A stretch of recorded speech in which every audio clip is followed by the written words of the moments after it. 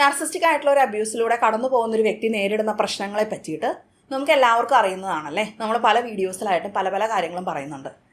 എന്നാൽ ഒരു ട്രോമയുടെ കണ്ണിലൂടെ നോക്കുമ്പോൾ എന്തെല്ലാം ട്രോമകളാണ് ഈ വ്യക്തിക്ക് ഉണ്ടായിരിക്കാൻ സാധ്യതയുള്ളത് എന്നുള്ളതിനെ പറ്റിയിട്ടാണ് ഇന്നത്തെ വീഡിയോയിൽ നമ്മൾ സംസാരിക്കുന്നത്. ഒരു 8 ലെയേഴ്സായിട്ട് സംസാരിക്കുമ്പോൾ എന്തെല്ലാമാണ് നമുക്ക് അങ്ങനെ ഒരു നമ്മളുടേതായിട്ടുള്ള ഒരു ട്രോമ എന്നുള്ളതിലേക്ക് കോൺട്രിബ്യൂട്ട് ചെയ്തിട്ടുണ്ടാവുക എന്നുള്ളതിലാണ് ഇന്നത്തെ വീഡിയോയിൽ നമ്മൾ വിശദമായിട്ട് എക്സ്പ്ലെയിൻ ചെയ്യുന്നത്.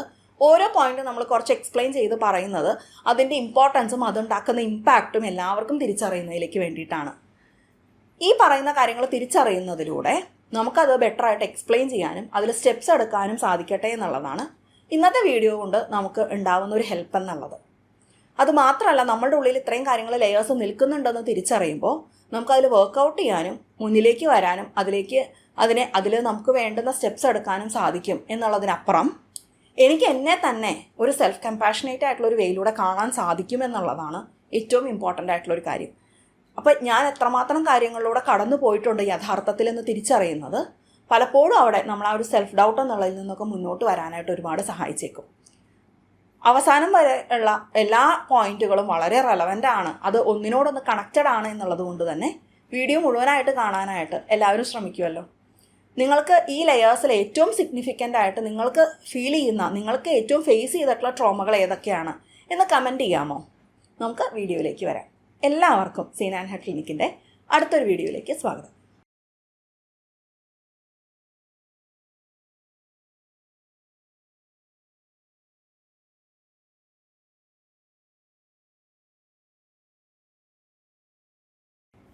ഇൻ്റർപേഴ്സണൽ ആയിട്ടുള്ള റിലേഷൻഷിപ്സ്, അതായത് വ്യക്തികൾ തമ്മിലുള്ള റിലേഷൻഷിപ്സിനെ എല്ലാതും പൊതുവെ സാമൂഹികമായിട്ട് മാത്രം അനലൈസ് ചെയ്യുന്ന ഒരു കൾച്ചറിലാണ് നമ്മളെല്ലാവരും ജീവിക്കുന്നത്.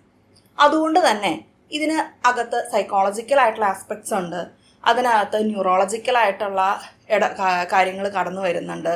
നമ്മളുടെ നെർവസ് സിസ്റ്റവുമായിട്ട് റിലേറ്റ് ചെയ്തിട്ട് നമുക്ക് അവിടെ വരുന്ന ഫീലിങ്സ് എന്നുള്ളത്, നമ്മളുടെ ഇമോഷൻസ് എന്നുള്ളത് എങ്ങനെ പരസ്പരം ബാധിക്കുന്നു എന്നുള്ളത് എന്നിങ്ങനെയുള്ള കാര്യങ്ങളെ പറ്റിയിട്ടൊന്നും അത്ര തന്നെ ഒരു അവയർനെസ് നമ്മളുടെ കൾച്ചറിനില്ല എന്നൊക്കെ നമ്മൾ എപ്പോഴും പറയാറുണ്ടല്ലേ. അതുകൊണ്ട് തന്നെ വിഷയങ്ങൾ വരുമ്പോൾ പൊതുവെ അതിനെ നമ്മൾ വളരെയധികം ഫിലോസഫിക്കലായിട്ടോ അല്ലെങ്കിൽ കൾച്ചറലൊക്കെ ആയിട്ട് മാത്രമാണ് അനലൈസ് ചെയ്യാറുള്ളൂ. അതുകൊണ്ട് തന്നെയാണ് പലപ്പോഴും നമ്മൾ നേരിടുന്ന പ്രയാസങ്ങൾ മറ്റുള്ളവരോട് പറയുമ്പോൾ അവർക്കത് മനസ്സിലാക്കാനായിട്ട് ബുദ്ധിമുട്ട് നേരിടുന്നത്. അവിടെയാണ് നമ്മളിതിനെ വേറൊരു കണ്ണിലൂടെ നോക്കി കാണുക എന്നുള്ളത് ഏറ്റവും പ്രധാനമായിട്ട് വരുന്നത്.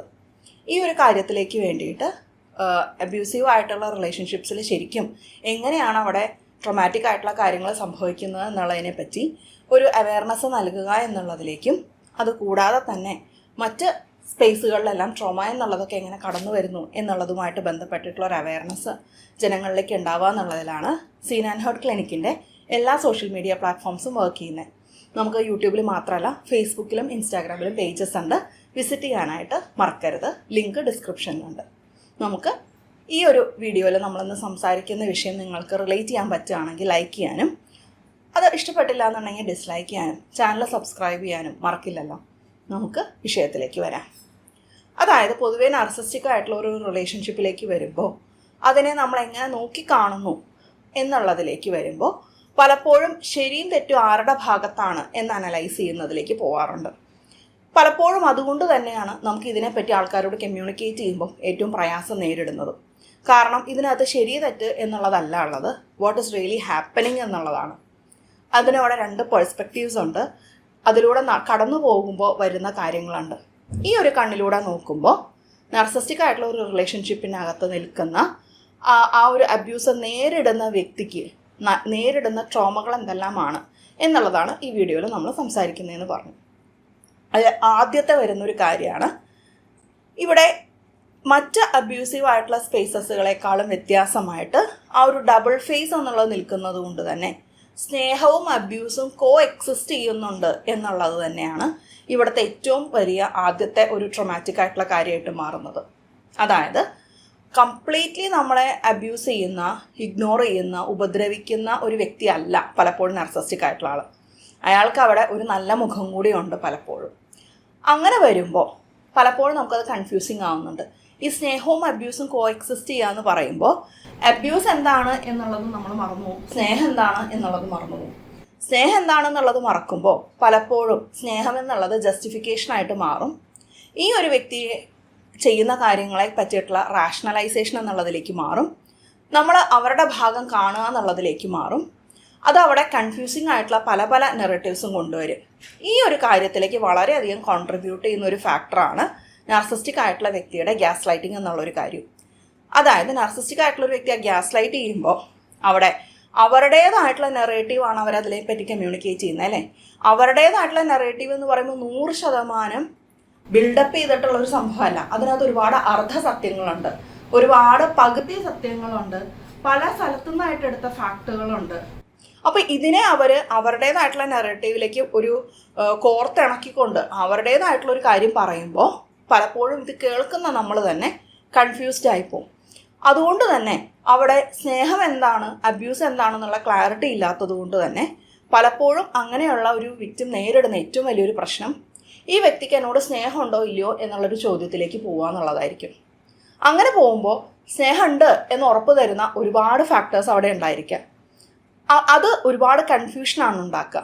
അപ്പോൾ ആ ഒരു കൺഫ്യൂഷനെ മറികടക്കുന്നതിന് വേണ്ടി പലപ്പോഴും അവരുടെ ഭാഗത്തെ നെറേറ്റീവ്സും നമ്മളെ ആ ഒരു കൺഫ്യൂഷനെ നേരിടുക എന്നുള്ളതിൽ നിന്ന് തടസ്സം നിർത്തിയേക്കാം.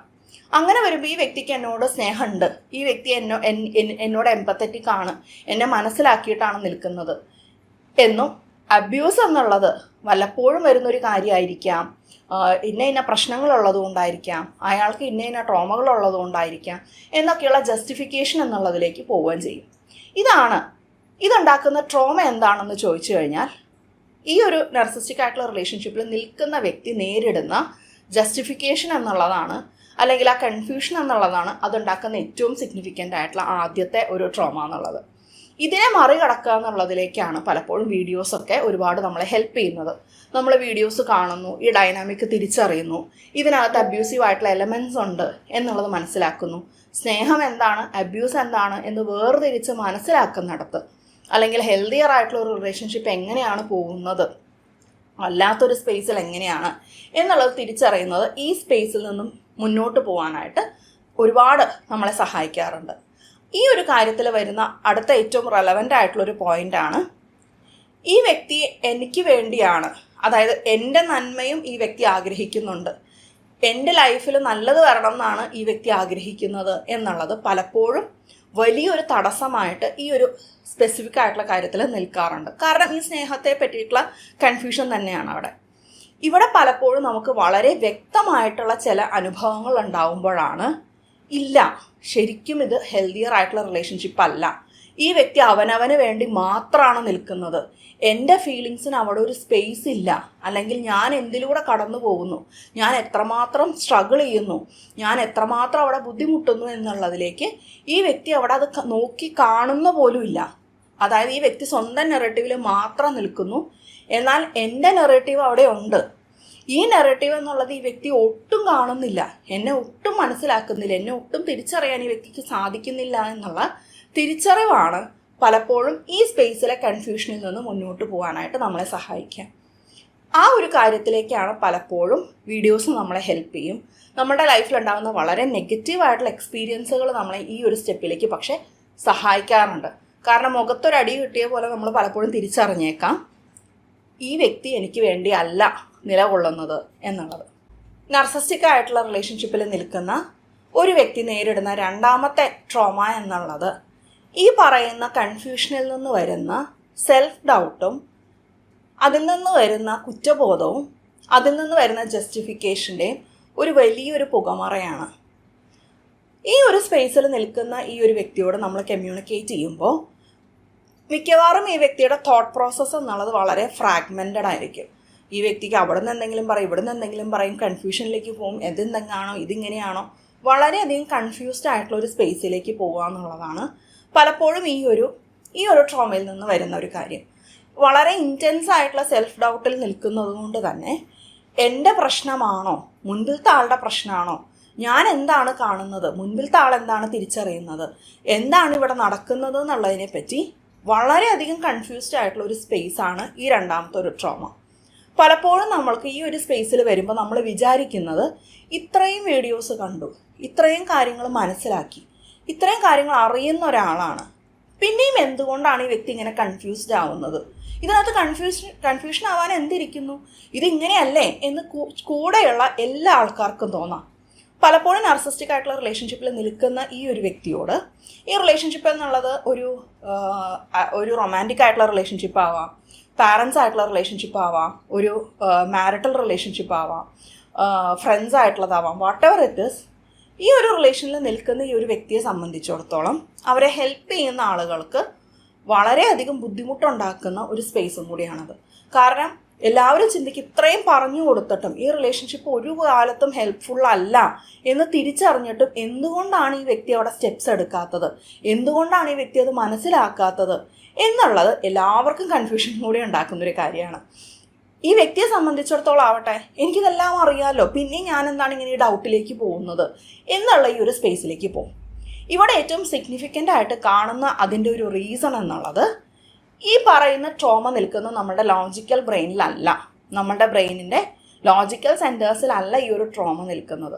ട്രോമ എപ്പോഴും നിൽക്കുന്നത് നമ്മളുടെ ഇമോഷണൽ ആയിട്ടുള്ള സെൻറ്റേഴ്സിലാണ്. അതുമായി ബന്ധപ്പെട്ട് വരുന്ന മെമ്മറി നെറ്റ്വർക്കുകളിലാണ് ആ ട്രോമ നിൽക്കുന്നത്. എന്താണ് അതിൻ്റെ അർത്ഥം? നമ്മൾക്ക് ഈ ഒരു റിലേഷൻഷിപ്പിനകത്ത് അല്ലെങ്കിൽ നമ്മുടെ ലൈഫിലകത്ത് വന്നിട്ടുള്ള ഒരുപാട് ഓർമ്മകളുണ്ട്, ഒരുപാട് ഇൻസിഡൻസ് ഉണ്ടായിട്ടുണ്ട്. ഈ ഇൻസിഡൻറ്റുകളിലെല്ലാം തന്നെ എല്ലാം നമുക്ക് ഹെൽപ്ഫുൾ ആയിട്ടുള്ള ഇൻസിഡൻറ്റുകളായിരിക്കില്ല. പലപ്പോഴും നമുക്ക് തന്നെ നമ്മളെ പറ്റി വന്നിട്ടുള്ള പല ഓർമ്മകളും ഇതിനകത്തുണ്ടായിരിക്കാം. ഉദാഹരണത്തിന്, ഞാൻ ഒരു റൂഡായിട്ടുള്ളൊരു പേഴ്സണാണ് എന്ന് ഈ ഒരു വ്യക്തി പറഞ്ഞു, എൻ്റെ ഭാഗത്തുനിന്ന് ഇങ്ങനൊരു തെറ്റ് വന്നു, അല്ലെങ്കിൽ എന്നെപ്പറ്റി ഇങ്ങനൊരു ആൾ ഈ ഒരു ഇൻസിഡൻറ്റിൽ ഇങ്ങനൊരു അഭിപ്രായമാണ് വന്നത്. അപ്പോൾ അങ്ങനെയൊക്കെയുള്ള ഓർമ്മകൾ മനസ്സിലുണ്ടായിരിക്കാം. ഇതിൽ നിന്ന് നമുക്ക് കിട്ടിയിട്ടുള്ള മെസ്സേജുകളും അതിനകത്തുണ്ട്. അപ്പോൾ ഇതവിടെ നിൽക്കുന്നത് കൊണ്ട് തന്നെ പലപ്പോഴും ഈ റിലേഷൻഷിപ്പിലേക്ക് വരുമ്പോൾ ഈ നാർസിസ്റ്റിക് ആയിട്ടുള്ള വ്യക്തിയുടെ നെറേറ്റീവിൽ ഈ എലമെൻറ്റ്സ് ഇൻക്ലൂഡഡ് ആണെങ്കിൽ ഇത് രണ്ടും പരസ്പരം കണക്റ്റഡ് ആയിരിക്കും. അപ്പോൾ നമ്മളുടെ ബ്രെയിൻ അതിനെ അനലൈസ് ചെയ്യുമ്പോൾ അല്ലെങ്കിൽ അതിനെ മെമ്മറി നെറ്റ്വർക്കിൽ സൂക്ഷിക്കുമ്പോൾ ഇത് കണക്ട് ചെയ്തിട്ടാണ് സൂക്ഷിക്കുന്നത്. ഈ കണക്ട് ചെയ്ത് സൂക്ഷിക്കുന്നത് കൊണ്ട് തന്നെ ഈ ആദ്യത്തെ ഇൻസിഡൻറ്റിൽ നിന്ന് വന്ന ഫീലിങ്സ് തന്നെ ഈ പറയുന്ന ഈ റിലേഷൻഷിപ്പിലെ വ്യക്തി പറഞ്ഞ കാര്യവുമായിട്ട് കണക്റ്റഡ് ആയിരിക്കും. ട്രോമ എന്ന് പറയുമ്പോൾ ഈ പറയുന്ന കണക്ഷൻ എന്നുള്ളത് കോൺഷ്യസ് ആയിട്ടുള്ള മൈൻഡിലല്ല നിൽക്കുന്നത്, അൺകോൺഷ്യസ് ആയിട്ടുള്ള മൈൻഡിലാണ് നിൽക്കുന്നത്. അതുകൊണ്ട് തന്നെ ഈ ഡൗട്ട് എന്തുകൊണ്ട് വരുന്നു എന്ന് ചോദിച്ചു കഴിഞ്ഞാൽ ഈ വ്യക്തിക്ക് ഇത് ഓർത്തെടുത്ത് പറയാൻ പറ്റില്ല. ഇത് പലപ്പോഴും നമ്മൾ തെറപ്പിയിൽ വർക്കൗട്ട് ചെയ്യുമ്പോഴായിരിക്കും ആ ഒരു ക്ലാരിറ്റി പലപ്പോഴും ഈ ഒരു വ്യക്തിക്ക് കിട്ടുന്നുണ്ടായിരിക്കാം. അതുകൊണ്ട് തന്നെ ഈ സെൽഫ് ഡൗട്ട് എന്ന് പറയുന്ന ഈ ഒരു ട്രോമയാണ് നാർസിസ്റ്റിക് ആയിട്ടുള്ള റിലേഷൻഷിപ്പിൽ ഏറ്റവും സിഗ്നിഫിക്കൻ്റ് ആയിട്ട് നിൽക്കുന്നത്. അതുകൊണ്ട് തന്നെ നമ്മളവിടെ എത്രയൊക്കെ എക്സ്പ്ലെയിൻ ചെയ്താലും, എത്രയൊക്കെ പറഞ്ഞ് മനസ്സിലാക്കാൻ നോക്കിയാലും, എത്രയൊക്കെ വീഡിയോസ് കണ്ടാലും ഈ ട്രോമ അവിടെ വർക്കൗട്ട് ആവാതെ ഒരിക്കലും ഈ വ്യക്തിക്ക് അവിടെ ഇതെൻ്റെ തെറ്റല്ല, ഞാനല്ല ഇവിടെ മിസ്റ്റേക്ക് ചെയ്തത്, എൻ്റെ പ്രോബ്ലം അല്ല എന്നുള്ള ഒരു കോൺഫിഡൻസിലേക്ക് എത്താനായിട്ട് സാധിക്കണം എന്നില്ല. അതിൻ്റെ റീസൺ നമുക്ക് നമ്മളെ പറ്റി തന്നെയുള്ള ബ്ലോക്കിംഗ് ആയി നിൽക്കുന്ന ബിലീഫുകളാണ്. ഞാൻ അങ്ങനെയാണ്, ഞാൻ ഇങ്ങനെയാണ്, ഞാൻ എന്തോ ഇങ്ങനൊരു വ്യക്തിയാണ്, എൻ്റെ ഭാഗത്തുനിന്ന് ഒരുപാട് തെറ്റുകളുണ്ട്, അല്ലെങ്കിൽ ഞാൻ വളരെ സോഷ്യലി അത്ര സ്കിൽഡ് ആയിട്ടുള്ള വ്യക്തിയല്ല, ഞാൻ ഭയങ്കര റൂഡാണ്, ഞാൻ ഭയങ്കര ഹങ്കാരിയാണ്, ഞാൻ സെൽഫിഷാണ്.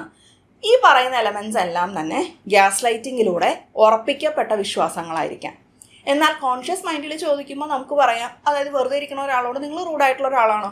അല്ലല്ലോ, ഞാൻ എല്ലാവരുടെയും ഭാഗമൊക്കെ മനസ്സിലാക്കിക്കൊണ്ട് സംസാരിക്കുന്ന ഒരാളാണ് എന്ന് വ്യക്തമായിട്ട് ഉത്തരം പറയാൻ പറ്റും എന്നിരിക്കലും ആ ഒരു ട്രോമാറ്റിക് ആയിട്ടുള്ള ഒരു ഇൻസിഡൻറ്റ് വരികയാണെങ്കിൽ, അങ്ങനെ വരുന്ന അല്ലെങ്കിൽ ട്രോമയെ ട്രിഗർ ചെയ്യുന്ന ഒരു സന്ദർഭം വരികയാണെങ്കിൽ ഈ വ്യക്തിയെ പിന്നെയും ആ സെൽഫ് ഡൗട്ടിലേക്ക് പോവുക എന്നുള്ളത് വളരെ സ്ട്രോങ് ആയിട്ടുള്ള ഒരു കാര്യമാണ്.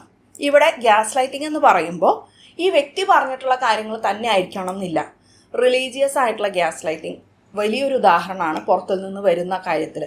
ഞാൻ ഇങ്ങനെ ചെയ്തൊരു കാര്യം തെറ്റല്ലേ, പാപമല്ലേ എന്നൊക്കെ ഞാൻ പഠിച്ചിട്ടുണ്ടല്ലോ, അപ്പോൾ പിന്നെ ഞാനൊരു മോശപ്പെട്ട വ്യക്തി ആയിരിക്കും എന്നൊക്കെയുള്ള വിശ്വാസങ്ങൾ മനസ്സിൽ ഉറച്ചു നിൽക്കുന്നിടത്ത് എത്രയൊക്കെ എക്സ്പ്ലെയിൻ ചെയ്താലും അതിനെ മറികടക്കാൻ പറ്റണമെന്നില്ല. അതുകൊണ്ട് തന്നെ അതിനെ ഓവർകം ചെയ്യുന്നതിലേക്ക് തെറപ്പിക്കുള്ള സ്ഥാനം വളരെ വളരെ വലുതുമാണ്. ഇത് അൺകോൺഷ്യസ് ആയിട്ടുള്ള മൈൻഡിൽ നിൽക്കുന്നതാണ് എന്നുള്ളത് കൊണ്ട് തന്നെ നമ്മൾ എത്രയൊക്കെ ഇത് എക്സ്പ്ലെയിൻ ചെയ്താലും ആ ട്രോമ മാറണമെന്നില്ല. അതുകൊണ്ടാണ് അവിടെ തെറപ്പി എന്നുള്ളതിന് വലിയ ഒരു ഫാക്ടർ ഉള്ളത്. ആ ട്രോമ റീപ്രോസസ് ചെയ്ത് അത് നമ്മളുടെ ഹോൾ ആയിട്ടുള്ള നമ്മുടെ കോൺഷ്യസ്നെസ്സിലേക്ക് അത് ഇൻറ്റഗ്രേറ്റ് ചെയ്യുമ്പോഴാണ് പലപ്പോഴും അവിടെ ഓക്കെ ആയിട്ടുള്ള ഒരു സ്പേസിലേക്ക് എല്ലാവർക്കും എത്താനായിട്ട് സാധിക്കുകയുള്ളൂ.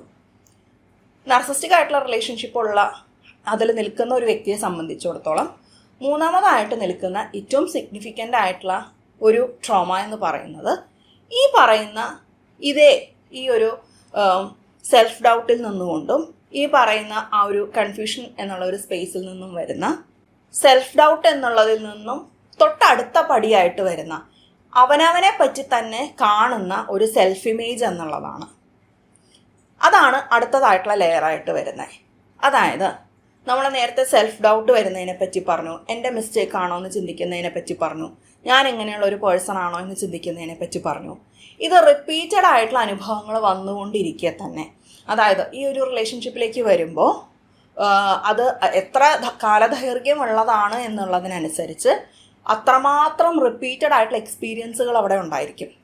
ഇത്രമാത്രം റിപ്പീറ്റഡ് ആയിട്ടുള്ള എക്സ്പീരിയൻസിൽ നിന്ന് വരുന്ന ഈ ഒരു കാര്യത്തിൽ നിന്ന് വരുന്ന ആ ഒരു അവനവനെ കാണുന്ന ഒരു രീതിയാണ് മൂന്നാമതായിട്ട് തടസ്സമായിട്ട് നിൽക്കുന്ന, അല്ലെങ്കിൽ മൂന്നാമതായിട്ട് ബുദ്ധിമുട്ടിക്കുന്ന ഒരു ട്രോമ എന്നുള്ളത്. അതായത് നമ്മളെല്ലാവരും അവനവനെ എങ്ങനെയാണ് വിലയിരുത്തുന്നത് എന്നുള്ളത് വളരെ ഇമ്പോർട്ടൻ്റ് ആയിട്ടുള്ളൊരു കാര്യമാണ് അല്ലേ. ഈ ഒരു കാര്യത്തിൽ നാർസിസ്റ്റിക് ആയിട്ടുള്ള ആൾക്കാർ അവനവനെ വിലയിരുത്തുന്നത് എങ്ങനെയാണെന്ന് നമുക്കറിയാം. എങ്ങനെയാണ്? ഞാനാണ് ഏറ്റവും സൂപ്പറായിട്ടുള്ളത്, ഞാൻ ശരികൾ മാത്രം ചെയ്യുന്ന ഒരാളാണ്, അങ്ങനെയുള്ള ഒരു സെൽഫ് എൻഹാൻസ്മെൻറ്റോട് കൂടിയുള്ള ഒരു കാഴ്ചപ്പാടാണ് നാർസിസ്റ്റിക് ആയിട്ടുള്ള വ്യക്തിക്ക് അവനവനെ പറ്റിയുള്ളത്. എന്നാൽ നാർസിസ്റ്റിക് ആയിട്ടുള്ള റിലേഷൻഷിപ്പിൽ നിൽക്കുന്ന മറ്റാളുകളെ പറ്റി നോക്കുമ്പോൾ ഈ ഒരു വ്യക്തി അവനവനെ എൻഹാൻസ് ചെയ്യുന്നതിനോടൊപ്പം തന്നെ മുൻപിലുള്ള ആളെ ഡിവാല്യൂ ചെയ്യുന്നുണ്ട്. നിനക്കെന്തറിയാം, ഞാനാണ് ഏറ്റവും സൂപ്പറായിട്ടുള്ളത്, നിനക്ക് എന്തൊക്കെ കാര്യങ്ങൾ അറിയാം, നിനക്ക് എന്തെങ്കിലും ചെയ്യാനറിയാമോ, നിനക്ക് കഴിവുകളൊന്നും ഇല്ലല്ലോ, എന്നെ കണ്ടുപിടിക്കും, ഞാൻ എത്രമാത്രം കഴിവുള്ള ആളാണ്. ഇങ്ങനെയുള്ള രീതിയിലുള്ള റിപ്പീറ്റഡ് ആയിട്ടുള്ള ഇടപെടലുകൾ വരുമ്പോൾ അതിനെ വിത്ത്സ്റ്റാൻഡ് ചെയ്യാനായിട്ടുള്ള ഒരു ഡിസഗ്രിയബിൾനെസ് ഇല്ലാത്ത ആൾക്കാരാണെങ്കിൽ, പൊതുവേ പൊളൈറ്റ് ആയിട്ടുള്ള ആൾക്കാരാണ്, എഗ്രിയബിൾ ആയിട്ടുള്ള ആൾക്കാരാണ്, കമ്പാഷനേറ്റ് ആയിട്ടുള്ള ആൾക്കാരാണ്, എംപത്തറ്റിക് ആയിട്ടുള്ള ആൾക്കാരാണെന്നുണ്ടെങ്കിൽ പലപ്പോഴും അവിടെ മറ്റൊരാളുടെ ഭാഗത്തുനിന്ന് നോക്കിക്കാണുക എന്നുള്ളതായിരിക്കും അവരുടെ ബ്രെയിൻ വർക്ക് ചെയ്യുന്നത്. അങ്ങനെയാണ്. എൻ്റെ ഭാഗത്തുനിന്ന് നോക്കിക്കാണുക എന്നുള്ളതിനേക്കാളും മേലെ വേറൊരാളുടെ ഭാഗത്തുനിന്ന് നോക്കിക്കാണാൻ അവർക്ക് ഒരുപാട് സ്കില്ലുണ്ട്. അവരുടെ ബ്രെയിൻ അങ്ങനെയാണ് വർക്ക് ചെയ്യുന്നത്. അങ്ങനെയുള്ള ഒരാളെ സംബന്ധിച്ചിടത്തോളം ഈ ഒരു വ്യക്തി പറയുന്ന ഈ ഡിവാല്യൂയിങ് ആയിട്ടുള്ള കാര്യങ്ങളെല്ലാം സത്യമായിട്ടാണ് ഫീൽ ചെയ്യുക. അതുകൊണ്ട് തന്നെ ഇത്തരം റിപ്പീറ്റഡ് ആയിട്ടുള്ള ഈ കാര്യങ്ങളുടെ കൂടെ നേരത്തെ പറഞ്ഞ സെൽഫ് ഡൗട്ടും കൺഫ്യൂഷനും ജസ്റ്റിഫിക്കേഷനും എല്ലാം കൂടി ആഡ് ചെയ്ത് വരുമ്പോൾ അവനവനെ കാണുന്നത് ഞാൻ വളരെ മോശപ്പെട്ട ഒരാളാണ് എന്നുള്ള രീതിയിലായിരിക്കാം. അവിടെ എനിക്ക് എന്നെ പറ്റി തന്നെ ഞാൻ വളരെ വില കുറഞ്ഞ ഒരാളാണ്, വർത്ത്ലെസ് ആയ ആളാണ്, കഴിവുകളില്ലാത്ത ഒരാളാണ്, അല്ലെങ്കിൽ തെറ്റുകൾ മാത്രം ചെയ്യുന്ന ഒരാളാണ്, അറിവില്ലാത്ത ആളാണ്, ചെറിയൊരാളാണ്.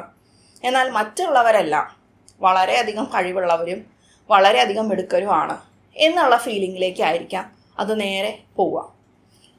എംപത്തറ്റിക് ആയിട്ടുള്ള ആൾക്കാരെ സംബന്ധിച്ചിടത്തോളം, അതുപോലെ കമ്പാഷനേറ്റ് ആയിട്ടുള്ള അഗ്രിയബിൾ ആയിട്ടുള്ള ആളുകളെ സംബന്ധിച്ചിടത്തോളം അവർ ഈസി ആയിട്ട് ഈ ഒരു സ്പേസിലേക്ക് പോവുകയും ചെയ്യും. അങ്ങനെ പോകുമ്പോൾ വരുന്ന ഏറ്റവും വലിയൊരു അപകടം എന്നുള്ളത് ഇവിടെ അവനവനെ പറ്റി കാണുന്ന വളരെ നെഗറ്റീവായിട്ടുള്ളൊരു സെൽഫ് പെർസെപ്ഷനാണ്. എന്നാൽ അതിൽ നിന്ന് അവർ ഡിസോസിയേറ്റ് ചെയ്ത് മാറി ഞാൻ ഭയങ്കര സൂപ്പറാണെന്നുള്ളതിലേക്ക് പോകുന്നില്ല. അവിടെയാണ് ഏറ്റവും വലിയൊരു ഡിഫറൻസ്. അവരവിടെ സ്റ്റേ ചെയ്യും. അവർ വിശ്വസിക്കും എനിക്ക് കഴിവില്ല, അല്ലെങ്കിൽ ഞാൻ ഒന്നുമല്ല, ഞാൻ കുറഞ്ഞ ഒരാളാണ് എന്നുള്ള ഒരു രീതിയിലേക്ക് ആ ഒരു വിശ്വാസം മാറിപ്പോവുകയും ചെയ്യും. എന്നാൽ ഈ ഒരു വിശ്വാസം നിൽക്കുന്നത് കോൺഷ്യസ് ആയിട്ടുള്ള മൈൻഡിലാണോ? എഗെയിൻ അല്ല, ലോജിക്കലായിട്ടുള്ള കോൺഷ്യസ് ആയിട്ടുള്ള മൈൻഡിലല്ല അത് നിൽക്കുന്നത്. ഞാൻ നേരത്തെ പറഞ്ഞ പോലെ ഇമോഷണൽ ആയിട്ടുള്ള പാർട്സിലാണ്, നമ്മളുടെ ബ്രെയിനിൻ്റെ ഇമോഷണൽ ആയിട്ടുള്ള അൺകോൺഷ്യസ് ആയിട്ടുള്ള അങ്ങനെയുള്ള മെമ്മറി നെറ്റ്വർക്കിലാണ് ഈ പ്രശ്നങ്ങൾ നിൽക്കുന്നത്. അതുകൊണ്ട് തന്നെ നമുക്ക് കോൺഷ്യസ്ലി അതിലേക്ക് ആക്സസ് ഇല്ല, നമുക്ക് ഫീലിംഗ് മാത്രമേ ഉണ്ടാവുള്ളൂ. അപ്പോൾ വരുന്ന ഫീലിംഗ് എന്തായിരിക്കും? നിരന്തരമായിട്ട് വരുന്ന കുറ്റബോധം, നിരന്തരമായിട്ട് നമുക്ക് ഫീൽ ചെയ്യുന്ന ഒരു പ്രഷർ, ശരിയായിട്ട് കാര്യങ്ങൾ ചെയ്യണം, ഓക്കെ ആയിട്ട് കാര്യങ്ങൾ ചെയ്യണം എന്നുള്ളൊരു പ്രഷർ, ഭയങ്കരമായിട്ടുള്ള ഷെയിം, അവനവനെ പറ്റി തന്നെയുള്ള ഭയങ്കരമായിട്ടുള്ള നാണക്കേട്, ഇങ്ങനെയുള്ള ഫീലിങ്സ് മാത്രമാണ് കോൺഷ്യസ് ആയിട്ടുള്ള മൈൻഡിൽ ഉണ്ടാവുകയുള്ളൂ. എന്നാൽ അത് വരുന്നത് ഇങ്ങനെയുള്ള ഒരു ഓർമ്മകളിൽ നിന്നാണ്, ഇങ്ങനെയുള്ള ഡിവാല്യൂയിങ് ആയിട്ടുള്ള ഒരു സ്പേസിൽ നിന്നാണ്, ഞാൻ നിരന്തരം ഇൻവാലിഡേറ്റ് ചെയ്യപ്പെട്ടിട്ടുള്ളത് കൊണ്ടാണ് എന്നുള്ള തിരിച്ചറിവ് അവിടെ ഉണ്ടോ? ഇല്ല. അവിടെയാണ് നാർസിസ്റ്റിക് ആയിട്ടുള്ള വ്യക്തി എന്നെ ഇൻവാലിഡേറ്റ് ചെയ്യുന്നുണ്ടെന്നറിയാം, എന്നാൽ ഞാൻ ഏതൊക്കെ സന്ദർഭത്തിലാണ് ഇൻവാലിഡേറ്റ് ചെയ്യപ്പെട്ടിട്ടുള്ളത്, അതെൻ്റെ സെൽഫിൽ വന്നിട്ടുള്ള പ്രശ്നം എന്താണ്, എങ്ങനെയാണ് ഞാൻ അതിനെ ഉൾക്കൊണ്ടിട്ടുള്ളത്, അത് എന്നിലുണ്ടാക്കിയ ട്രോമ എന്താണ് എന്നുള്ളതിലേക്ക് നമ്മൾക്ക് അവയർനെസ് ഉണ്ടാവണമെന്നില്ല. അതുകൊണ്ട് തന്നെ നമ്മൾ തെറപ്പിയിലേക്ക് വരുമ്പോൾ ഇത് രണ്ടും ജോയിൻ ചെയ്താലാണ് അതൊരു മനസ്സിലാക്കാൻ പറ്റുന്ന ഒരു കൊഹറൻ്റ് ആയിട്ടുള്ള നെറേറ്റീവിലേക്ക് നമുക്കതിനെ മാറ്റിയെടുക്കാൻ പറ്റുള്ളൂ. ഓക്കെ, ഇന്ന കാര്യങ്ങളിൽ നിന്ന് എൻ്റെ ഉള്ളിൽ ഇങ്ങനെ ഒരു കാര്യം വന്നിട്ടുണ്ട്, അതുകൊണ്ടാണ് എനിക്കിപ്പോൾ ഇങ്ങനെ ഫീൽ ചെയ്യുന്നത് എന്നുള്ള തിരിച്ചറിവ് ഉണ്ടാക്കുക എന്നുള്ളത് തന്നെ വളരെ ബുദ്ധിമുട്ടേറിയ ഒരു കാര്യമായിട്ട് മാറാറുണ്ട്. അതുകൊണ്ട് തന്നെ നമുക്ക് നമ്മളെ പറ്റി തന്നെയുള്ള വളരെ നെഗറ്റീവായിട്ടുള്ള ആ ഒരു പെർസെപ്ഷൻ എന്നുള്ളതാണ് നമുക്ക് ഇതുപോലെ നാർസിസ്റ്റിക് ആയിട്ടുള്ള ബന്ധത്തിൽ നിൽക്കുമ്പോൾ വരുന്ന 4ാമത്തെ ട്രോമ. നമ്മളിത് ഇങ്ങനെ പറഞ്ഞു കഴിഞ്ഞാൽ, ഞാൻ പിന്നെയും റിപ്പീറ്റ് ചെയ്ത് പറയുന്നത് എന്തുകൊണ്ടാണെന്ന് വെച്ച് കഴിഞ്ഞാൽ, അത് നമ്മൾ തിരിച്ചറിഞ്ഞു കഴിഞ്ഞാൽ പലപ്പോഴും തെറപ്പിയിൽ നമ്മൾ വർക്കൗട്ട് ചെയ്യുമ്പോഴാണ് ഈ ഫീലിങ്സ് മാറുള്ളൂ. ഇല്ലെങ്കിൽ നാർസിസ്റ്റിക് ആയിട്ടുള്ള വ്യക്തിയോട് നമുക്ക് ആ ഫീലിങ്സ് ഉണ്ടാവണം എന്നില്ല, ആ വ്യക്തിയിൽ നിന്ന് നമുക്ക് തിരിച്ചറിവുണ്ടായി. പക്ഷേ അതല്ലാത്ത ന്യൂട്രൽ ആയിട്ടുള്ള മറ്റ് സ്പേസുകളിലും നമുക്ക് ഇതേപോലെ ഫീൽ ചെയ്യാനായിട്ടുള്ള സാധ്യതകളുണ്ട്. അതുകൊണ്ടാണ് അത് വർക്കൗട്ട് ചെയ്യേണ്ടതായിട്ട് വരുന്നത്. നാർസിസ്റ്റിക് ആയിട്ടുള്ള റിലേഷൻഷിപ്പിൽ നിൽക്കുന്ന ഈ ഒരു വ്യക്തിക്ക് 4ാമതായിട്ട് ഉണ്ടാകുന്ന ഏറ്റവും സിഗ്നിഫിക്കൻ്റ് ആയിട്ടുള്ള ഒരു ട്രോമ എന്നുള്ളത്, ഇതിൻ്റെ കണ്ടിന്യൂഷൻ ആയിട്ട് വരുന്നത്, നമുക്ക് ശരി തെറ്റ് എന്നുള്ളതിനെ പറ്റിയിട്ടുള്ള വളരെയധികം ഗ്യാസ് ലൈറ്റഡ് ആയിട്ടുള്ള ഒരു കൺസെപ്റ്റ് നമ്മളുടെ അൺകോൺഷ്യസ് ആയിട്ടുള്ള മൈൻഡിൽ കയറുന്നു എന്നുള്ളതാണ്. അതായത് യഥാർത്ഥത്തിൽ എന്തൊക്കെയാണ് ശരി, എന്തൊക്കെയാണ് തെറ്റ് എന്ന് ചോദിച്ചു കഴിഞ്ഞാൽ നമുക്കറിയുന്ന ചില കാര്യങ്ങളുണ്ടായിരിക്കാം, അല്ലേ? ഉദാഹരണത്തിന് ഇപ്പോൾ നിയമപരമായിട്ട് തെറ്റായിട്ടുള്ള കാര്യങ്ങൾ എന്തൊക്കെയാണ്, നിയമപരമായിട്ട് തെറ്റല്ലാത്ത കാര്യങ്ങൾ എന്തൊക്കെയാണ്.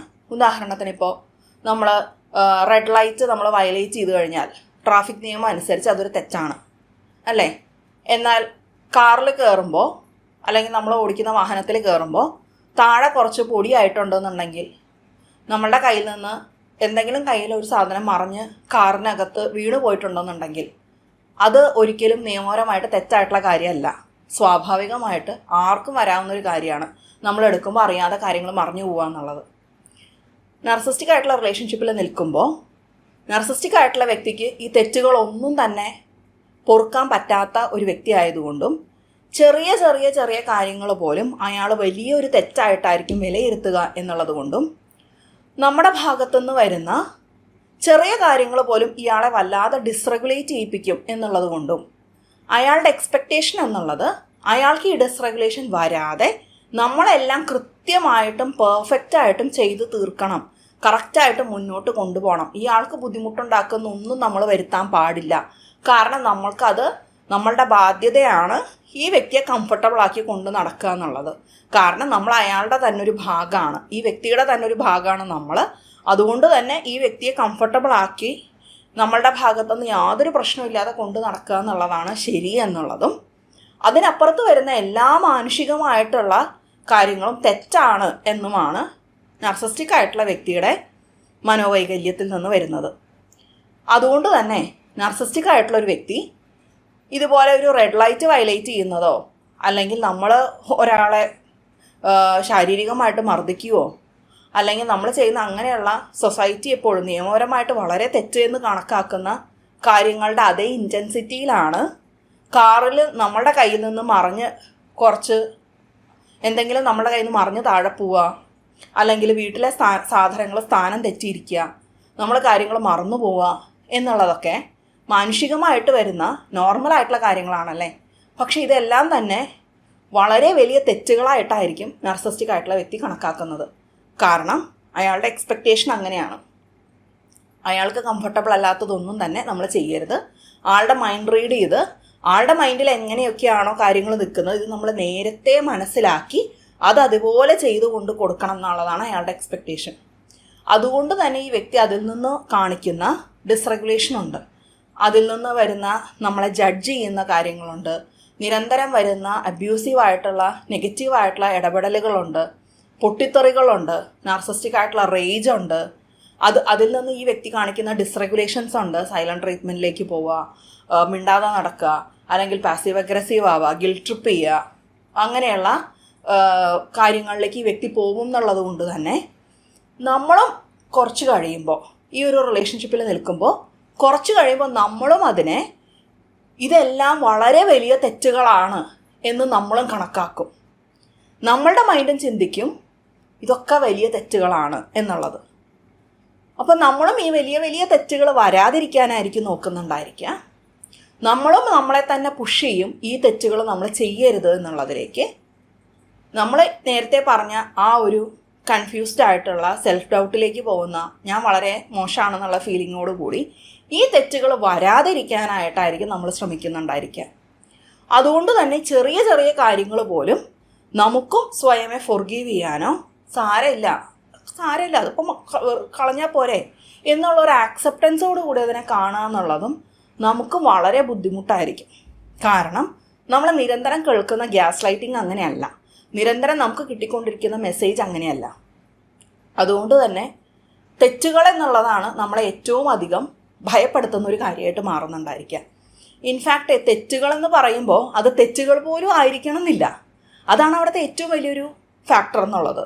നമ്മളിപ്പോൾ നമ്മളുടെ ഇഷ്ടത്തിന് ഒരു കാര്യം ചെയ്യുന്നു, നമ്മളുടെ ഇഷ്ടത്തിന് നമ്മളിപ്പോൾ ഒരു നമുക്ക് വേണ്ടിയിട്ട് നമ്മളൊരു 50 രൂപയുടെ ഒരു സാധനം നമുക്ക് വേണ്ടി വാങ്ങിക്കുന്നു എന്നുള്ളത് പോലും ഈ വ്യക്തിയുടെ കണ്ണിൽ വലിയ വലിയ മഹാപരാധങ്ങളായിരിക്കാം.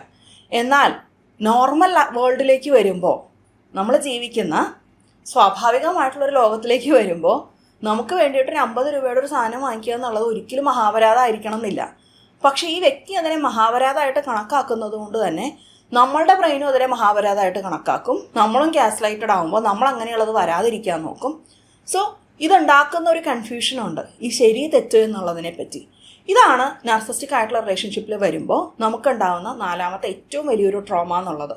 അതുകൊണ്ട് തന്നെ നമുക്ക് ചെറിയ കാര്യങ്ങൾ വരുമ്പോൾ തന്നെ ഭയങ്കരമായിട്ടുള്ള കുറ്റബോധവും പേടിയും വരിക എന്നുള്ളത് വളരെയധികം കണ്ടീഷൻ ചെയ്യപ്പെടുന്ന ഒരു ഫീലിംഗ് ആണ്. കാരണം എപ്പോഴൊക്കെ ഇത് വരുന്നോ ഈ വ്യക്തി ദേഷ്യപ്പെടുന്നു, ബഹളം ഉണ്ടാക്കുന്നു, ഡിസ്റെഗുലേഷനിലേക്ക് പോകുന്നു. അതായത് നമുക്ക് ഭയങ്കരമായിട്ടുള്ള മനപ്രയാസങ്ങളാണ് അതിൽ നിന്നുണ്ടാകുന്നത്. അതുകൊണ്ട് തന്നെ നമുക്ക് ഇങ്ങനൊരു കാര്യം വരുമ്പോൾ തന്നെ പേടിയാണ്, കുറ്റബോധമാണ്, എങ്ങനെ ഓക്കെ ആവും എന്നുള്ളതാണ്. നമ്മളെ പറ്റി തന്നെ നമുക്ക് അവിടെ എൻ്റെ തെറ്റാണെന്നുള്ള ഫീലിംഗ് ആണ്. നമ്മൾ വിശ്വസിക്കും എൻ്റെ തെറ്റായിരിക്കും എന്നുള്ളത്. പലപ്പോഴും നമ്മൾ ആളുകളോട് പറയുമ്പോഴായിരിക്കും ആളുകൾ പറയുന്നുണ്ടാവുക, ഇതൊക്കെ അത്ര വലിയ കാര്യമാണോ, ഇതൊന്നും ഒരു പ്രശ്നമല്ല, നീ എന്തിനാ ഇതിനൊക്കെ ചെറിയ കാര്യത്തിന് ടെൻഷൻ അടിക്കുന്നത് എന്തിനാ എന്ന് ചോദിക്കും. പക്ഷെ ആ ടെൻഷൻ വരുന്നത് നമ്മൾ ക്രിയേറ്റ് ചെയ്യുന്ന ടെൻഷനല്ല, നമ്മൾ വെറുതെ ഇരുന്നുണ്ടാക്കുന്ന ടെൻഷനല്ല. അത് ഈ വ്യക്തിയുടെ ഭാഗത്തുനിന്ന് നിരന്തരം വരുന്ന ഈ ഇടപെടലുകളിൽ നിന്നാണ് ഈ ടെൻഷൻ ഉണ്ടാകുന്നത്. പക്ഷെ ഇത് ആളുകൾക്ക് തിരിച്ചറിയാതെ പോകുമ്പോൾ അവർ പലപ്പോഴും ഈ ടെൻഷനുള്ള ഈ നാർസിസ്റ്റിക് റിലേഷൻഷിപ്പിൽ നിൽക്കുന്ന ആളെ ആയിരിക്കും കുറ്റപ്പെടുത്തുണ്ടായിരിക്കുക. നിങ്ങളെങ്ങനെ ഈ ചെറിയ കാര്യത്തിനൊക്കെ ടെൻഷൻ അടിക്കുന്നത്? അങ്ങനെ പുറത്തുനിന്ന് ഒരാൾ നോക്കുമ്പോൾ നാർസിസ്റ്റിക് ആയിട്ടുള്ള വ്യക്തി വളരെയധികം യോഗ്യനായും അല്ലെങ്കിൽ വളരെയധികം യോഗ്യമായിട്ട് ഇരിക്കുന്നുണ്ടായിരിക്കും.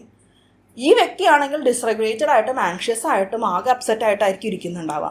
അതുകൊണ്ട് തന്നെ പുറത്തുനിന്ന് നോക്കുമ്പോൾ സ്വാഭാവികമായിട്ടും ഈ പറയുന്ന ഡിസ്റെഗുലേറ്റഡ് ആയിട്ടിരിക്കുന്ന നമ്മളെ മാത്രമേ കാണുകയുള്ളൂ. മറ്റേ വ്യക്തിയെ സംബന്ധിച്ചിടത്തോളം അയാളുടെ ഈ ബഹളങ്ങളെല്ലാം ആരും കാണുന്നുണ്ടായിരിക്കില്ല. സോ ആ ശരി തെറ്റ് എന്നുള്ളതിൽ നിന്ന് വരുന്ന ഭയവും കുറ്റബോധവുമാണ് ആ ഒരു ഡിസ്റെഗുലേഷനിലേക്ക് നമ്മളെ നയിക്കുന്നുണ്ടായിരിക്കുക. അതിനോടനുബന്ധിച്ച് വരുന്ന 5ാമത്തെ ട്രോമ എന്നുള്ളതാണ് നമ്മൾ നിരന്തരം അനുഭവിക്കുന്ന ഹൈപ്പർ വിജിലൻസ് എന്നുള്ളത്. എന്താണ് ഹൈപ്പർ വിജിലൻസ് എന്ന് പറഞ്ഞു കഴിഞ്ഞാൽ? ഹൈപ്പർ വിജിലൻസ് എന്ന് പറഞ്ഞു കഴിഞ്ഞാൽ നമ്മളിങ്ങനെ നിരന്തരം ചുറ്റുപാട് നിരീക്ഷിച്ചുകൊണ്ടിരിക്കുകയാണ്. എന്തായിരിക്കും അടുത്തൊരു പ്രശ്നം ഉണ്ടാവുന്നേ എന്നുള്ളൊരു ഭയമാണ് ഹൈപ്പർ വിജിലൻസ് എന്ന് പറയുന്നത്. ചെറിയൊരു ശബ്ദം കേൾക്കുമ്പോൾ തന്നെ ഞെട്ടുക, അടുത്തേക്ക് പെട്ടെന്ന് ആൾക്കാർ വരുമ്പോൾ തന്നെ നമ്മൾ ഭയന്നുകൊണ്ട് നോക്കുക. നമ്മളും ഈ പറയുന്ന പോലെ ഈ വ്യക്തിയുടെ ഡിമാൻഡ് അനുസരിച്ച് കാര്യങ്ങളെല്ലാം പെർഫെക്റ്റ് ആണോ എന്ന് പിന്നെയും റീചെക്ക് ചെയ്യുക. അങ്ങനെ ചെയ്തിട്ട് അങ്ങനെ ഓക്കെ അല്ല എന്നുണ്ടെങ്കിൽ നമ്മളത് പെട്ടെന്ന് കറക്റ്റ് ചെയ്യാനായിട്ട് ശ്രമിച്ചുകൊണ്ടേ ഇരിക്കുക എന്നുള്ളതൊക്കെയാണ് ഹൈപ്പർ വിജിലൻസിൻ്റെ ലക്ഷണം. ഇതിൻ്റെ ഒരു പ്രത്യേകത എന്താണെന്ന് വെച്ചാൽ, നാർസിസ്റ്റിക് ആയിട്ടുള്ള റിലേഷൻഷിപ്പിൽ നിൽക്കുമ്പോൾ ഉറപ്പായിട്ട് നമുക്ക് ഹൈപ്പർ വിജിലൻസ് ഉണ്ടാവും. പലപ്പോഴും നമ്മൾ ആ വ്യക്തിയുടെ അടുത്തുനിന്ന് മാറിക്കഴിയുമ്പോൾ ഇതിന് കുറവ് വന്നേക്കാം. പക്ഷെ നമ്മൾ നേരത്തെ പറഞ്ഞ എൻ്റെ തെറ്റാണ് എന്നുള്ള ഫീലിങ്സും അതിന് മുൻപ് പറഞ്ഞ ഞാൻ എന്നെ തന്നെ കാണുന്ന സെൽഫ് പെർസെപ്ഷനിൽ വരുന്ന ട്രോമകളും റിസോൾവ്ഡ് അല്ല എന്നുണ്ടെങ്കിൽ ഈ ഹൈപ്പർ വിജിലൻസ് മറ്റു കാര്യങ്ങളിലേക്ക് ജനറലൈസ് ചെയ്തു പോവാം. അതായത് ഈ വ്യക്തി ഉണ്ടാവണം എന്നില്ല, ഈ വ്യക്തിയുടെ പ്രസൻസ് ഇല്ലാതെ തന്നെ എൻ്റെ ഭാഗത്തു നിന്നുള്ള തെറ്റുകളാണോ, അല്ലെങ്കിൽ ഞാൻ ചെയ്യുന്നത് പ്രശ്നമാണോ, എൻ്റെ ഭാഗത്ത് മിസ്റ്റേക്ക് ഇല്ലേ, അല്ലെങ്കിൽ ഞാൻ മോശപ്പെട്ട ഒരാളല്ലേ എന്നുള്ള ഫീലിങ്സിൽ നിന്നുകൊണ്ട് ചില കാര്യങ്ങളിലേക്ക് വരുമ്പോൾ നമുക്ക് ഭയം തോന്നിയേക്കാം. ഉദാഹരണത്തിന് നമുക്കവിടെ ഒരു സ്റ്റേജിൽ കയറി സംസാരിക്കുക എന്നുള്ളതിലേക്ക് ഭയം തോന്നാം. അല്ലെങ്കിൽ ഒരു ഓൺലൈൻ മീറ്റിംഗ് ആണെങ്കിൽ ക്യാമറ ഓൺ ചെയ്തുകൊണ്ട് അൺമ്യൂട്ട് ചെയ്തുകൊണ്ട് കമ്മ്യൂണിക്കേറ്റ് ചെയ്യാനായിട്ട് നമുക്ക് ഭയം തോന്നിയേക്കാം. അവിടെ ആ ഒരു ഹൈപ്പർ വിജിലൻസ് വരുന്നത്, അവിടെ അറിയാം, നമുക്ക് കോൺഷ്യസ്ലി നമുക്കറിയാം ഈ ഒരു വ്യക്തി ഈ പറയുന്ന മീറ്റിങ്ങിലില്ല, എന്നെ കുറ്റപ്പെടുത്തില്ല എന്ന് എനിക്ക് കോൺഷ്യസ്ലി അറിയാം. പക്ഷേ മറ്റ് ട്രോമകൾ അവിടെ നിൽക്കുന്നത് കൊണ്ട് എൻ്റെ ഇമോഷണൽ ബ്രെയിൻ എനിക്ക് തരുന്ന മെസ്സേജ് ഞാൻ സേഫ് അല്ല എന്നാണ്. ഞാനിവിടെ സേഫ് അല്ല, എന്നെ അപായപ്പെടുത്തിയേക്കാം, ആരെങ്കിലും എന്നെ കുറ്റപ്പെടുത്തിയേക്കാം, ആരെങ്കിലും എന്നെ ക്രിട്ടിസൈസ് ചെയ്തേക്കാം. സോ കുറ്റപ്പെടുത്തുമോ, എനിക്ക് വഴക്ക് പറയുമോ, എന്നെ ആരെങ്കിലും നെഗറ്റീവായിട്ട് പറയുമോ എന്നുള്ള പേടിയിൽ നിന്ന് നമുക്ക് ആ ഹൈപ്പർ വിജിലൻസ് എന്നുള്ളത് വരാം. ഹൈപ്പർ വിജിലൻസ് എന്ന് പറയുമ്പോൾ നമ്മൾ ഭയങ്കര അലേർട്ടാണ്, നമ്മൾ ഭയങ്കരമായിട്ട് ഭയന്നാണ് ഇരിക്കുന്നത് എന്തെങ്കിലും പ്രശ്നം വരുമോ എന്നുള്ളത്. അത് ആങ്സൈറ്റി ആയിട്ട് നമുക്ക് ഫീൽ ചെയ്യുകയും ചെയ്യാം. നെഞ്ചെടുപ്പ് കൂടുക, ശബ്ദം ഇടറുക, കയ്യോ കാലോ വിറയ്ക്കുക എന്നൊക്കെയുള്ള പ്രശ്നങ്ങളായിട്ട് നമുക്ക് അവിടെ അനുഭവപ്പെട്ടേക്കാം. ഇത് ആ ഒരു റിലേഷണൽ ആയിട്ടുള്ള ഒരു ട്രോമ, റിലേഷൻഷിപ്സിൽ നിന്ന് വരുന്ന ട്രോമ എന്നുള്ള സ്പേസിൽ നിൽക്കുന്നത് കൊണ്ട് തന്നെ ഇൻ്റർപേഴ്സണൽ ആയിട്ടുള്ള റിലേഷൻഷിപ്സ്, മറ്റുള്ള ആളുകളുമായിട്ട് ബന്ധപ്പെട്ട് വരുന്ന റിലേഷൻഷിപ്സിലാണ് ഈ പ്രശ്നങ്ങളെല്ലാം സിഗ്നിഫിക്കൻ്റ് ആയിട്ട് വരുന്നതും. അതുകൊണ്ട് തന്നെയാണ് പലപ്പോഴും നാർസിസ്റ്റിക് ആയിട്ടുള്ള റിലേഷൻഷിപ്സിൽ നിൽക്കുന്ന വിക്ടിംസിനെ സംബന്ധിച്ചിടത്തോളം, അല്ലെങ്കിൽ അങ്ങനെ ഒരു സർവൈവറിനെ സംബന്ധിച്ചിടത്തോളം, ഒറ്റയ്ക്ക് നിൽക്കുന്ന സ്പേസിൽ ചിലപ്പോൾ അവർ ഓക്കെ ആയിരിക്കും. കാരണം എന്നെ ആരും കുറ്റപ്പെടുത്താനില്ലല്ലോ, അടച്ചിട്ട മുറിയിൽ ഞാൻ സേഫാണ്, ഞാൻ ഓക്കെയാണ്. എന്നാൽ എന്നെ ആരെങ്കിലും ശ്രദ്ധിക്കുന്നു, എന്നെ ആരെങ്കിലും എന്നോട് എന്തെങ്കിലും മിണ്ടുന്നു, അല്ലെങ്കിൽ എന്നെ ആരെങ്കിലും നിരീക്ഷിക്കുന്നുണ്ട്, എൻ്റെ ഭാഗത്തു നിന്നുള്ള കാര്യങ്ങളെ ഒരാൾ നോട്ട് ചെയ്യുന്നുണ്ട്, എന്നിലേക്ക് ആരെങ്കിലും അറ്റൻഷൻ തരുന്നുണ്ട് എന്നുള്ളത് തിരിച്ചറിയുമ്പോൾ തന്നെ ആ ഒരു ഹൈപ്പർ വിജിലൻസ് വരിക എന്നുള്ളത് ആ ട്രോമയുടെ ഭാഗമാണ്. അതുകൊണ്ട് തന്നെയാണ് നമുക്ക് പലപ്പോഴും അതിൽ തെറപ്പിയിലൂടെ വർക്കൗട്ട് ചെയ്ത് അതിൽ വർക്ക് ചെയ്യേണ്ടതായിട്ട് വരുന്നത്. ഇല്ല എന്നുണ്ടെങ്കിൽ ഈ ഒരു കാര്യം നമുക്ക് മറ്റ് സ്പേസുകളിലേക്ക്, ഇതുപോലെ തന്നെ നമ്മുടെ വർക്ക് റിലേറ്റഡ് ആയിട്ടുള്ള സ്പേസുകളിലേക്കും പഠനവുമായി ബന്ധപ്പെട്ട് വരുന്ന സ്പേസിലേക്കെല്ലാം അത് ജനറലൈസ് ചെയ്യപ്പെടും. അവിടെയെല്ലാം നമുക്ക് ഈ ഭയം എന്നുള്ളത് കയറി വരികയും ചെയ്യും. നാർസിസ്റ്റിക് ആയിട്ടുള്ള റിലേഷൻഷിപ്പിൽ നിൽക്കുന്ന ഒരാളെ സംബന്ധിച്ചിടത്തോളം ആറാമതായിട്ട് വരുന്ന ഒരു ട്രോമ എന്നുള്ളത് ഇതിൻ്റെ കണ്ടിന്യൂഷനായിട്ട് നമ്മൾ കണക്കാക്കുമ്പോൾ ഈ ആങ്സൈറ്റിയിൽ നിന്നുകൊണ്ട് തന്നെ നിരന്തരം ഇത്തരം കാര്യങ്ങൾ ചെയ്യുക എന്നുള്ളതിലേക്ക് പോകുന്നത് കൊണ്ട് തന്നെ ഞാൻ എന്ത് ചെയ്താലും പോരാ, ഞാൻ എന്ത് ചെയ്തു കഴിഞ്ഞ് കഴിഞ്ഞാലും അത് മതിയാവില്ല, ഞാനിപ്പോൾ എന്താണോ അതിൽ ഞാൻ മതി, ഞാൻ എന്ന് പറഞ്ഞാൽ അത് മതി എന്നുള്ളൊരു പോസിറ്റീവായിട്ടുള്ള ഫീലിംഗ് ഇല്ലാതെ ഞാൻ എന്ത് ചെയ്താലും പോരാ എന്നുള്ളൊരു ഫീലിങ്ങിലേക്ക് പോകുക എന്നുള്ളതാണ് അടുത്തതായിട്ട് വരുന്ന ഏറ്റവും സിഗ്നിഫിക്കൻ്റ് ആയിട്ടുള്ള ഒരു ട്രോമ. അതിൻ്റെ റീസൺ എന്താണെന്ന് വെച്ച് കഴിഞ്ഞാൽ നമുക്ക് നിരന്തരം കിട്ടുന്ന ഈ ഡിവാല്യൂഷൻ തന്നെയാണ്. അവിടെ നീ പോരാ, നീ എന്ത് ചെയ്താലും നീ ഇങ്ങനെയാണ്, നീ അങ്ങനെയാണ് എന്ന് കേട്ടുകൊണ്ടേ ഇരിക്കുന്നതുകൊണ്ട് തന്നെ നമ്മളുടെ ഉള്ളിൽ വന്നിട്ടുള്ളൊരു ഫീലിംഗ് ആണ് ഞാൻ എന്താണോ അത് പോരാ എന്നുള്ളത്. അതുകൊണ്ട് തന്നെ നമ്മൾ ഈ പണിതീരാത്ത വീടെന്ന് പറയുന്ന പോലെ നമ്മൾ നമ്മളെ തന്നെ ഇമ്പ്രൂവ് ചെയ്യാനായിട്ടായിരിക്കും പലപ്പോഴും ശ്രമിച്ചുകൊണ്ടേ ഇരിക്കുന്നുണ്ടായിരിക്കുക.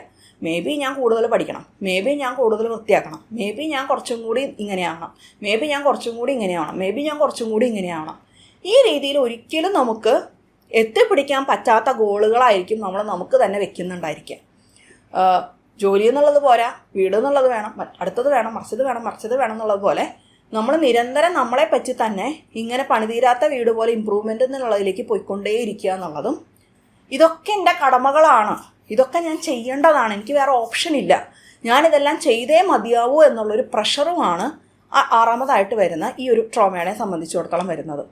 ഞാനിപ്പോൾ എന്താണോ അത് മതി, ഞാൻ എങ്ങനെയാണോ അത് ഇനഫാണ്, അത് മതി എന്നുള്ളൊരു പോസിറ്റീവ് ഫീലിങ്ങിലേക്ക് എത്തുക എന്നുള്ളത് നമ്മളുടെ നെർവസ് സിസ്റ്റത്തിനെ സംബന്ധിച്ചിടത്തോളം എത്തിപ്പിടിക്കാൻ പറ്റാത്ത ഒരു കാര്യമായിട്ട് തോന്നിയേക്കാം. കാരണം നമുക്ക് നിരന്തരം കിട്ടുന്ന ഈ ഒരു മെസ്സേജിൽ നിന്നും, ട്രയാങ്കുലേഷനിൽ നിന്നും, കമ്പാരിസൺസിൽ നിന്നും വരുന്നൊരു ട്രോമയാണത്. അതുകൊണ്ട് തന്നെ പലപ്പോഴും നമ്മൾ എന്തൊക്കെ ചെയ്തു കഴിഞ്ഞാലും ഈ വ്യക്തിക്കൊരു തൃപ്തി ഇല്ലാത്തതുകൊണ്ടും ആ അതൃപ്തി എന്നുള്ളത്, ഈ വ്യക്തി പ്രകടിപ്പിക്കുന്ന അതൃപ്തി എന്നുള്ളത് നമ്മൾ വളരെയധികം പേഴ്സണലൈസ് ചെയ്യുന്നത് കൊണ്ടും ഈ വ്യക്തിയെ തൃപ്തിപ്പെടുത്തുക എന്നുള്ള രീതിയിലേക്ക് നമ്മൾ നിരന്തരം വർക്കൗട്ട് ചെയ്തിട്ടുണ്ടെങ്കിൽ ഇതൊരു ട്രോമയായിട്ട് മാറാനുള്ള സാധ്യതയും വളരെ കൂടുതലാണ്. പലപ്പോഴും നാർസിസ്റ്റിക് ആയിട്ടുള്ള വ്യക്തികൾ, പ്രത്യേകിച്ചും വൾണറബിൾ ആയിട്ടുള്ള നാർസിസ്റ്റുകളൊക്കെ ചെയ്യുന്ന ഗിൽറ്റ് ട്രിപ്പിംഗ് എന്നുള്ളതും ഇതിലേക്ക് കോൺട്രിബ്യൂട്ട് ചെയ്യാറുണ്ട്. നമ്മൾ എന്ത് ചെയ്താലും അവർക്ക് തൃപ്തിയില്ല. അവരെ കംഫർട്ടബിൾ ആക്കുന്ന അതേ ലെവലിലുള്ള കാര്യങ്ങൾ ചെയ്താൽ മാത്രമാണ് കുറച്ചെങ്കിലും സേഫ്റ്റി നമുക്ക് കിട്ടിയിട്ടുള്ളൂ എന്നുണ്ടെങ്കിൽ ഈ പറയുന്ന കുറ്റബോധത്തിൽ നിന്ന് നമ്മൾ ഈ പറയുന്ന ഒരു അമിതാധ്വാനത്തിലേക്ക് പോകാനുള്ള സാധ്യത വളരെ കൂടുതലാണ്. സോ ഈ ഒരു കുറ്റബോധം കൊണ്ട് നിരന്തരം ഇങ്ങനെ ചെയ്തുകൊണ്ടേയിരിക്കുന്നു. ഞാൻ ചെയ്യുന്നത് ഇത്ര പോരെ, ഇനി ഞാൻ അങ്ങനെയാണ്, ഇനി ഞാൻ ഇങ്ങനെയാണ് എന്നുള്ള പോലെ നമുക്ക് തന്നെ അൺറിയലിസ്റ്റിക് ആയിട്ടുള്ള സ്റ്റാൻഡേർഡ്സ് വെച്ചുകൊണ്ട് പിന്നെയും നല്ലതായിട്ട് മുന്നോട്ട് പോകുക എന്നുള്ളതിലേക്കായിരിക്കും ഇവിടെ നമ്മൾ ചെയ്യുന്നുണ്ടായിരിക്കാം. സാധാരണ ഒരു പെർഫെക്ഷനിസം എന്നുള്ളതിൽ നിന്ന് കവിഞ്ഞ് ഇവിടെ നമ്മളെ നയിക്കുന്നത് പലപ്പോഴും ആ കുറ്റബോധം എന്നുള്ളതായിരിക്കാം, അല്ലെങ്കിൽ ഒരു ഒബ്ലിഗേഷൻ എന്നുള്ളതായിരിക്കാം, കടമ എന്നുള്ളതായിരിക്കാം, അല്ലെങ്കിൽ അവിടെ ഇത് ഞാൻ ചെയ്യേണ്ടതാണ് എന്നുള്ളൊരു മിനിമം എന്നുള്ളൊരു കാര്യമൊക്കെ ആയിരിക്കാം. പലപ്പോഴും നമുക്ക് അതുകൊണ്ട് തന്നെ ഒരു സന്തോഷം എന്നുള്ള ഞാനിത് ചെയ്തു തീർത്തു എന്നുള്ള സംതൃപ്തിയോ സന്തോഷമോ ഒന്നും അവിടെ ഉണ്ടാവണം എന്നില്ല. അവിടെ പലപ്പോഴും ഒരു ആശ്വാസമൊക്കെ ആയിരിക്കും ഫീൽ ചെയ്യുക. കാരണം ഇത് ചെയ്തേ പറ്റുള്ളൂ എന്നുള്ള ഡിമാൻഡിൽ നിന്നാണ് ഈ ഫീലിങ്സ് വരുന്നത്. അല്ലാതെ ഇത് ചെയ്യുന്നത് നല്ലതാണ് എന്നുള്ള ഒരു പോസിറ്റീവായിട്ടുള്ള ഇതിൽ നിന്നല്ല, ഇത് ചെയ്തില്ലെങ്കിൽ പ്രശ്നമാണ് എന്നുള്ള ഫീലിങ്ങിൽ നിന്നായിരിക്കും ഇങ്ങനെയുള്ള നിരന്തരമായിട്ടുള്ള ചെയ്യുക എന്നുള്ളതിലേക്ക് പോകുന്നുണ്ടാവുന്നത്.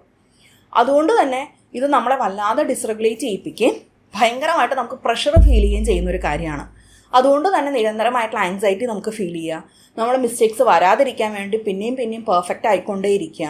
ചെറിയ പ്രശ്നങ്ങൾ വന്നാൽ പോലും നമ്മളെ തന്നെ വല്ലാതെ ടോർച്ചർ ചെയ്തുകൊണ്ട് അത് ഫിക്സ് ചെയ്യാനായിട്ട് നിർബന്ധം പിടിക്കുക. ഈ പറയുന്ന കാര്യങ്ങളെല്ലാം തന്നെ റിലേറ്റ് ചെയ്യുന്നത് പലപ്പോഴും നാർസിസ്റ്റിക് ആയിട്ടുള്ള വ്യക്തിയുടെ അതൃപ്തിയിൽ നിന്ന് വരുന്ന കാര്യങ്ങളാണ്. നമ്മൾ എന്തൊക്കെ ചെയ്താലും അയാൾക്ക് അതൃപ്തി ഉണ്ടാകുന്ന ഒരു ചെറിയൊരു കാര്യം അതിനകത്തുണ്ടെന്നുണ്ടെങ്കിൽ നമുക്ക് കിട്ടുന്ന നെഗറ്റീവായിട്ടുള്ള അതിൻ്റെ കോൺസിക്വൻസിൽ നിന്നാണ് ഈ ഒരു സംഭവം വരുന്നത്. അതുകൊണ്ട് തന്നെ പലപ്പോഴും ഇത് നമ്മളുടെ പ്രഷറല്ല, നമ്മൾ എടുക്കേണ്ടുന്ന ഒരു പ്രഷറല്ല, ഞാൻ എങ്ങനെയാണോ അത് മതി എന്നുള്ള ഒരു പോസിറ്റീവായിട്ടുള്ള ഫീലിങ്ങിലേക്കൊക്കെ എത്താനായിട്ട് പലപ്പോഴും അവിടെ തെറപ്പി എന്നുള്ളതിലേക്ക് ഒരുപാട് നമ്മൾ തെറപ്പി എന്നുള്ളതിലേക്ക് പോകേണ്ടതായിട്ടൊക്കെ വരാറുണ്ട്. നമ്മളെ തന്നെ അക്സെപ്റ്റ് ചെയ്യുക, നമുക്ക് അവിടെ ഒരു സെൽഫ് കമ്പാഷൻ്റെ ഒരു സ്പേസിലേക്ക് വരിക എന്നുള്ളതൊക്കെ പലപ്പോഴും നമുക്ക് ഒരിക്കലും എത്തിപ്പിടിക്കാൻ പറ്റാത്ത ഗോളുകളൊക്കെ ആയിട്ട് പലപ്പോഴും അവിടെ ഫീൽ ചെയ്തേക്കാം. അതുകൊണ്ട് തന്നെ ഈ ഒരു സ്പേസിൽ നിന്ന് വരുന്നൊരു ട്രോമ വളരെയധികം സിഗ്നിഫിക്കൻ്റ് ആയിട്ട് നമ്മളെ ബാധിക്കുകയും ചെയ്യും. ഏഴാമതായിട്ട് ഇതിൻ്റെ അഗെയിൻ കണ്ടിന്യൂഷനായിട്ട് നാർസിസ്റ്റിക് ആയിട്ടുള്ള അബ്യൂസിൽ നിൽക്കുന്ന ഒരു വിക്ടിമിനെ സംബന്ധിച്ചിടത്തോളം വരുന്ന ഒരു കാര്യമാണ് ഇതുപോലെയുള്ള ഈ പ്രഷറിൽ നിന്നും നേരത്തെ പറഞ്ഞ സെൽഫിനെ ഡൗട്ട് ചെയ്യുന്ന സെൽഫ് ക്രിറ്റിസിസം എന്നുള്ളതിൽ നിന്നും അവനവനെ തന്നെ നെഗറ്റീവായിട്ടും വളരെയധികം നമ്മളെ പെർസീവ് ചെയ്യുന്ന രീതിയിൽ വരുന്ന പ്രശ്നം കൊണ്ടും എൻ്റെ ഭാഗത്ത് തെറ്റുകൾ ഞാൻ തിരുത്തേണ്ടതാണ്, എൻ്റെ ഭാഗത്ത് തെറ്റുകളൊന്നും ഉണ്ടാവാൻ പാടില്ല എന്നൊക്കെയുള്ള ഫീലിങ്ങിൽ നിന്നും വരുന്ന നമ്മൾ പറയാറുള്ള നാർസിസ്റ്റിക് ആയിട്ടുള്ള ഒരു ഫാമിലി സിസ്റ്റത്തിലെ റോളുകളെന്ന് പറയാറുണ്ടല്ലേ. ഇത്രയും കാര്യങ്ങളിൽ നിന്ന് ചേർന്നിട്ടാണ് പലപ്പോഴും ആ റോളെന്നുള്ള കണ്ടീഷനിങ് വരുന്നത്. സോ ഏഴാമതായിട്ട് ഇത്രയും കാര്യങ്ങൾ ചെറുപ്പം മുതലേ ഉണ്ടെന്നുണ്ടെങ്കിൽ വരുന്ന ഒരു പ്രോബ്ലമാണ് നമുക്ക് വരുന്ന റോളെന്നുള്ളത്. ഇത്രയും കാര്യങ്ങൾ കോൺട്രിബ്യൂട്ട് ചെയ്തിട്ടാണ് പലപ്പോഴും ഒരു നാർസിസ്റ്റിക് റോളിലേക്ക് നമ്മൾ എത്തുന്നത്. ഒരു ഫിക്സർ ചൈൽഡ് എന്നുള്ള രീതിയിലേക്കും ഹൗസ് മെയ്ഡ് ചൈൽഡ് എന്നുള്ള രീതിയിലേക്കും പേഴ്സണൽ അസിസ്റ്റൻറ്റ് ചൈൽഡ് എന്നുള്ള രീതിയിലേക്കും എല്ലാം ഒരു റോൾ എന്നുള്ള രീതിയിലേക്ക് മാറുന്നത് ഇത്രയും ലെയേഴ്സ് ഓഫ് ട്രോമ നമ്മളുടെ ഉള്ളിൽ നിൽക്കുമ്പോഴാണ്.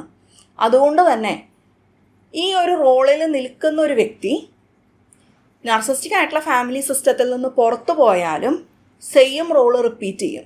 കാരണം ഈ ലെയേഴ്സ് ഓഫ് ട്രോമ എല്ലാം തന്നെ ഈ റോള് ക്രിയേറ്റ് ചെയ്തിട്ടുള്ളതിൽ അയാളുടെ ഉള്ളിലുണ്ട്. അതുകൊണ്ട് തന്നെ ഈ ഫാമിലി സിസ്റ്റത്തിൽ നിന്ന് പുറത്തൊരു സ്പേസിലേക്ക് പോയാലും ഇയാളുടെ മൈൻഡിൽ ഈ ട്രോമകൾ നിൽക്കുന്നത് കൊണ്ട് തന്നെ ഇങ്ങനെ എക്സിസ്റ്റ് ചെയ്യാൻ അയാൾക്ക് അറിയുള്ളൂ. അയാൾക്ക് അതല്ലാത്തൊരു അറിവുണ്ടാവണം എന്നില്ല. അതുകൊണ്ട് തന്നെ എവിടെ ചെന്നാലും ഈ റോള് റിപ്പീറ്റ് ചെയ്യപ്പെടുകയും അത് പിന്നെയും അയാളെ ഡിസ്റെഗുലേറ്റ് ചെയ്യിപ്പിച്ചുകൊണ്ടേ ഇരിക്കുകയും അയാളുടെ മെൻ്റൽ ഹെൽത്തിനെ ബാധിച്ചുകൊണ്ടേ ഇരിക്കുകയും ചെയ്യാം. അതുകൊണ്ട് തന്നെയാണ് നമ്മൾ പലപ്പോഴും ആ റോൾ എന്നുള്ള രീതിയിലേക്ക് വരുമ്പോൾ വളരെ ഇൻറ്റൻസ് ആയിട്ടുള്ള തെറപ്പിയിലൂടെ പോയി അതിൽ വർക്കൗട്ട് ചെയ്തുകൊണ്ട് വരേണ്ടതായിട്ടും വരുന്നത്. പലപ്പോഴും നമ്മൾ ഈ പറയുന്ന പോലെ നോ കോണ്ടാക്റ്റിലേക്ക് പോകുന്നത് കൊണ്ടും ബൗണ്ടറീസ് വെച്ചത് കൊണ്ടും മാത്രം ഈ റോൾസിൽ നിന്ന് വരുന്ന പ്രയാസങ്ങൾക്ക് മാറ്റം ഉണ്ടാവണം എന്നില്ല. കാരണം ഇത്രയും നേരത്തെ ഈ ഒരു ഏഴാമതായിട്ട് നമ്മൾ ഈ റോൾ എന്നുള്ള കാര്യത്തിൽ പറയുന്നതിന് മുൻപ് പറഞ്ഞിട്ടുള്ള ആ 6 ലെയേഴ്സ് അവിടെ നിൽക്കുന്നത് കൊണ്ട് തന്നെ ഇയാൾക്ക് ഈ റോളായിട്ട് മാത്രമേ നിൽക്കാൻ പറ്റുള്ളൂ. കാരണം അയാളെ സംബന്ധിച്ചിടത്തോളം വേറൊരാൾക്ക് പ്രയോറിറ്റി കൊടുത്തിട്ടില്ലെങ്കിൽ, ഈ പറഞ്ഞ കാര്യങ്ങളിലെല്ലാം വർക്കൗട്ട് ചെയ്തിട്ടില്ലെങ്കിൽ, ഞാൻ വർത്ത്ലെസ് ആണ്, ഞാനില്ല, ഞാൻ ചെയ്യുന്നത് തെറ്റാണ് എന്നുള്ള കുറ്റബോധവും പേടിയും നാണക്കേടും എല്ലാം തന്നെ വരുന്നത് കൊണ്ട് അയാൾക്ക് വളരെ ബുദ്ധിമുട്ടായിരിക്കും ലൈഫിൽ മുന്നോട്ട് പോകാൻ. അതുകൊണ്ടാണ് അവിടെ തെറപ്പി എന്നുള്ളതിലൂടെ പോയി ഈ പറയുന്നതിൽ നമുക്ക് ഹീൽ ചെയ്തുകൊണ്ട് റെഗുലേഷനിലേക്ക് വരിക എന്നുള്ളപ്പോഴാണ് പോസിറ്റീവായിട്ടുള്ള കാര്യങ്ങൾ, അഡാപ്റ്റീവായിട്ടുള്ള കാര്യങ്ങൾ അയാൾക്കാരുടെ ലൈഫിൽ കൊണ്ടുവരാൻ പറ്റുള്ളൂ. എന്തൊക്കെയാണ് അഡാപ്റ്റീവായിട്ടുള്ള കാര്യങ്ങൾ? ഈ പറഞ്ഞതുപോലെ self compassion, self acceptance, self care, self love എന്നൊക്കെ പറയുന്ന പോസിറ്റീവായിട്ടുള്ള കാര്യങ്ങൾ അയാളുടെ ലൈഫിൽ അയാൾക്ക് ഒരു സെൽഫിനോടുള്ള ഒരു പ്രയോറിറ്റി എന്നുള്ളതിൽ നിന്ന് ചെയ്യണമെങ്കിൽ ഭയങ്കര ബുദ്ധിമുട്ടായിട്ട് തോന്നിയേക്കാം.